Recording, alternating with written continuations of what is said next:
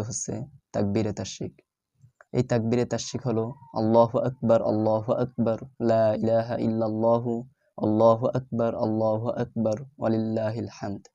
আমি আবারও বলছি, আল্লাহু আকবার, লা ইলাহা ইল্লাল্লাহু, আল্লাহু আকবার ওয়ালিল্লাহিল হামদ। এই তাকবীরে তাশরিক শুরু হয় পবিত্র জিলহজ মাসের 9 তারিখ ফজর থেকে 13 তারিখ আসর পর্যন্ত, মোট 23 ওয়াক্ত। প্রত্যেক ফরজ নামাজের পরে ইমাম সাহেব এবং মুসাল্লিগণ এই তাকবীরে তাশরিক পাঠ করা ওয়াজিব। পুরুষগণ উচ্চস্বরে আওয়াজে পাঠ করবেন এবং মহিলাগণ নিজের বাসায় বাড়িতে নিম্ন স্বরে পাঠ করবেন। এই তাকবীরে তাশরিক একটা ওয়াজিব। এই একটা ওয়াজিব তরক হওয়ার কারণে আমাদের কতই না গুনাহ হয়।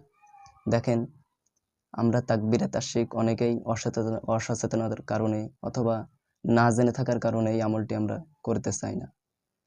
এজন্য আমরা অবশ্যই আমাদের ওয়াজিবের পরে খেয়াল রাখতে হবে এবং প্রত্যেকটা সুন্নাতের পরেও আমাদের খেয়াল রাখতে হবে